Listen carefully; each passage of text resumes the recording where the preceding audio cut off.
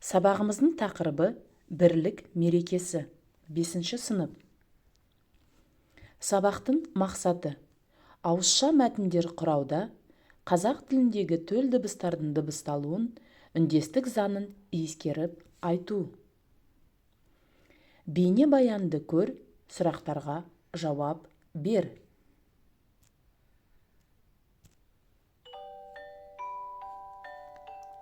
Алан, қарашы, алаңға халық көп жиналыпты. Иә, 1 мамыр, ынтымақтастық күні, үлкен мереке.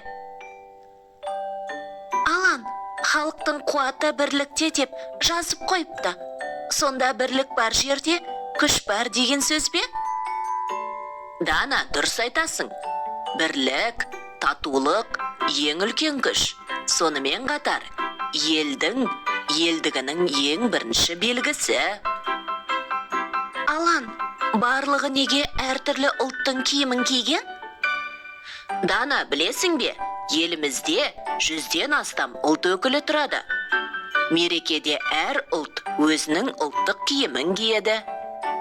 Алан, 1 мамыр бейбітшілік пен ынтымақ мерекесі деп қашаннан бері аталып өтіп келеді? 1996 жылдан бастап тойланады. Ал оған дейін еңбеккерлердің халықаралық ынтымақтастық күні деп аталып, бүкіл халық салтанатты шеруге шығатын. Меніңше, 1 мамырдың көктем мезгіліне тура келуі бекер емес. Себебі көктемде күн жылынып, табиғат жаңарады. Дана, қазақ халқы ежелден бауырмал халық. Біздің мемлекетте әртүрлі ұлт өкілдері тату-тәтті, бейбіт өмір сүруде.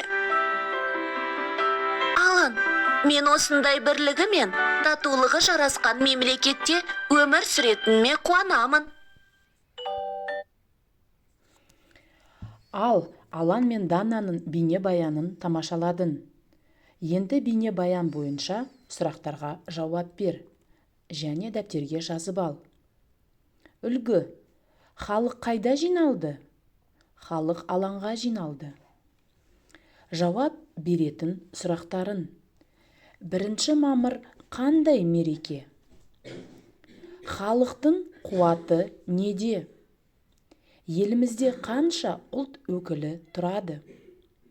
1 мамыр бейбітшілік пен ынтымақ мерекесі деп қашаннан бері аталып келеді? Қазақ халқы қандай халық? 7 тапсырма. Көп нүктенің орнына тиісті қосымшаларды жалғап, сөйлемді жаз. Үлгі: қазақ халқы елімізде тұрып жатқан 100-ден астам ұлт өкілдерін құшақ жая қарсы алды. Үлгіде қызылмен белгіленген қосымшалар көп нүктенің орнына қойылған қосымшалар. Осы үлгіге қарап, қалған сөйлемдерді толықтырып жаз. Есте сақта: Қазақстанда 130-дан астам ұлттың өкілдері тұрады. Олар тату-тәтті өмір сүруде. Үй тапсырмасы. 8 тапсырма, 86 бет. Суретті пайдаланып, мәтін құра. Мәтіннің тақырыбы: 1 мамыр Қазақстан халқының бірлігі күні.